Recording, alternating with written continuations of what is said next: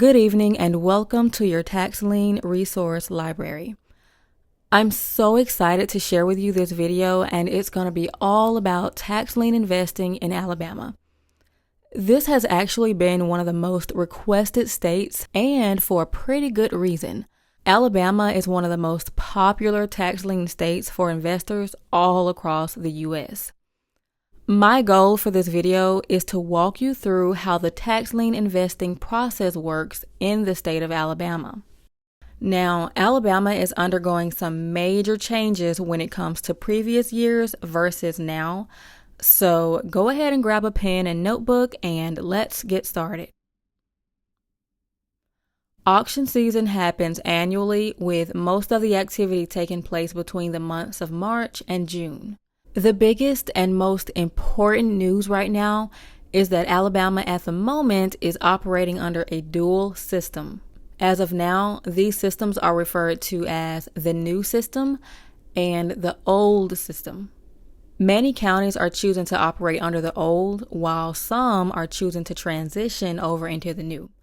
Right now, it's about half and half. That's why it's important to understand which counties operate under which system and how each one works before purchasing an investment property. All right, let's dive into the old system first and break down how it works. The overall mission in Alabama is to obtain the tax deed to the property. When you go to the auction, you're going to be purchasing a tax lien certificate. That certificate will then mature into a deed over the next 3 years. This 3-year period is Alabama's redemption period. That's how long the owner has to come up with the back taxes and any additional fees associated with the property before the tax deed officially becomes yours. Now let's talk about how the bidding process works under the old system. These auctions follow an overbid format, and that simply means that the highest bidder wins. For example, let's say the opening bid for a property begins at $1,000. Well, the next individual may bid up to $1,200, $3,000, $10,000, however high the investor is willing to go. This is also known as the bid up format. The starting bid is going to be set at the taxes owed plus any additional fees set by the county courthouse. Auctions are and have always been in person under this system. Now, on to the interest rate. The interest rate is 8% under the old system. This refers to how much money the county awards you along with your full refund if the owner ends up redeeming the property within the time frame of the right of redemption. This 8% is awarded on bids and overbids up to 15% of the property's market value. I'm going to use some simple math and show you a quick example. Say you and another investor are bidding back and forth on a property that's valued at, let's say, $100,000. You bid $1,000, he bids $5,000, then you take it up to $15,000. You're going to receive that entire 8% interest on your $15,000 bid if the owner redeems. And like I said, to keep things simple, $15,000 is 15% of that $100,000 market value number that I just made up. Another thing you really need to know is any bids you make above 15% of the market value, even if it's $1 more, accrues 0 interest. So just keep that in mind. There are so many other states that offer higher interest rates, and although 8% might not seem like a lot, the average interest rate for a standard savings account with a bank in the U.S. is around 0.42%. That's not even 0.5%. And then if you decide to go with a high yield savings, you'd earn maybe around 4%. You are literally doubling that amount with the interest rate on tax liens in Alabama under the old system, so that's really something to think about. Moving along, many investors actually prefer the old system, and the main reason is because once you purchase the tax lien certificate, even if the redemption period is not up, and even if it has not matured into a deed, you can eject, take possession, and make improvements to the property. If you decide to make a rental property out of it, you're already gaining cash flow regardless of the interest rate. And on top of that, if the owner eventually does redeem the property, they have to reimburse you the value of the improvements that you made to the property. That's a general overview of how the old system works, but don't be misled by the title because it's very much still intact. Quick disclaimer. I am not an attorney and nothing in this presentation should be considered legal advice. I am a tax lien investor sharing my personal experience for informational purposes only. Laws and procedures can vary and change over time. Before making any legal decisions, especially those involving occupied properties, please consult a qualified and competent tax lien attorney for the most up-to-date legal guidance. Okay, now let's talk about the new system.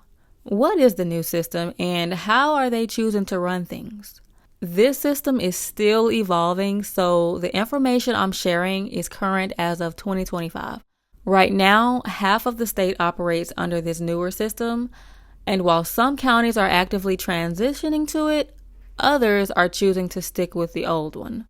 One of the most notable differences is the foreclosure timeline. Under this new system, you cannot foreclose on a property until 4 years have passed. This is very important information. In order to obtain the deed, you must hold all outstanding tax liens that were issued on the property, even if it's been outstanding for more than 4 years. This could change over time since the system is still being developed. As I mentioned earlier, they're still finalizing laws around this, but for now, these are the current requirements. Now, the good part is, once you purchase a lien, you get what's called the first right of refusal. This means that the county gives you the first opportunity to purchase the lien again the following year since you held it previously. And if you decide not to proceed with the next purchase, you're under no obligation to do so. The bidding format is bid down. Unlike the old system where you bid up and the highest bidder wins, with this one, you're going to be bidding down the interest rate. The interest rate here starts at 12%. The investor who's willing to accept the lowest interest rate wins their certificate. Allow me to show you a brief example of that. A property has $1,000 in unpaid taxes. The auction starts at 12% interest. Investor A bids 10%. Investor B takes that down to 8%. And investor C bids 5%. Investor C wins and pays the $1,000. If the property owner redeems the property, investor C receives the $1,000 plus the 5% interest. Believe it or not, people have even bid the interest rate all the way down to zero, and the county allows it. I could see why, because that's less money that they'll have to pay out. Most of the auctions are online at govease.com. Properties that don't sell at auction are no longer going to the state. Instead, a few counties sell them directly off their books. Mobile County is a good example of that. Now that we've covered the old and new systems, let's compare the main differences between the two. As I mentioned, under the new system, you are not allowed to eject, take possession, or make improvements. You must wait the entire 4 years for the owner's right of redemption to expire before you can even touch the property. Another key difference is the 12% versus the 8% interest rate. And of course, the bidding format. Bid up, also known as the overbid, and bidding down. Auctions are mostly online with the new system, and with the old system, they're in person. Lastly, under the old system, unsold leftover properties are sold over the counter with the Alabama Department of Revenue. Under the new system, they're not. We'll dive deeper into over-the-counter opportunities in a different video. Before we finish up, I want to show you how to research these properties in Alabama using parceldream.com. This website has made it possible for investors at all levels, regardless of budget or experience, to finally be able to participate in tax lien investing on their own. Let's get right to it. Arriving on the website, you'll want to access the members area. Click on Dashboard to do so. We've got so many handy tools here, but let's get straight to the map. Click on Map Search. As you can see, you can really get specific with your search. If I don't key in any specifics, I can see that Alabama has over 20,000 tax defaulted properties for us to search through. Let's go back to the magnifying glass and choose a county. For this example, we'll select Montgomery. And under inventory, let's go with upcoming auctions. All the boxes you see in orange are properties that will be going up for auction soon. You can hover over the map or use the film view over to the right, however you choose to do it. Let's go ahead and locate a property. Click on Full Details. This full details page is going to be the center and foundation of most of your property research. You've got the parcel ID up top, the amount of taxes due, information about the land and value, and the address, which will appear here, but for the sake of the video, I'll keep it blurred out. This property is occupied and was last checked as of today. Here is all the auction information under the purchase options. This button tells us when and where the auction will take place. Clicking Auction Source takes you directly to the county site for in-depth auction information and rules. You can also take advantage of this panorama view to get a closer look. To keep you organized, you can create a list and add properties to your list. Add notes on the property, upload attachments, and so much more. Under Tools, you can click on My Dashboards to find everything that you saved and documented.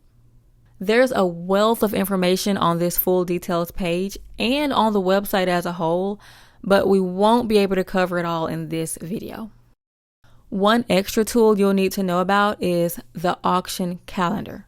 Still under Alabama, we can see that the next auction is June the 4th, 2025 in Montgomery, Alabama. It takes place in person with over 2,500 tax liens going to auction right along with it. You can download a list of these properties to save you some time. That's just a little of what Parcel Dream can offer you when it comes to tax lien research. In this video, we covered how tax liens work in Alabama, the old system, new system, and how the bidding process works. But many of you are still curious as to how to purchase over-the-counter properties in Alabama. In the near future, I'll be releasing a video on just how to do so. You won't want to miss it, so subscribe and stay tuned. I truly hope you enjoyed this video. Feel free to comment your questions and experiences below. And as always, good luck and happy investing.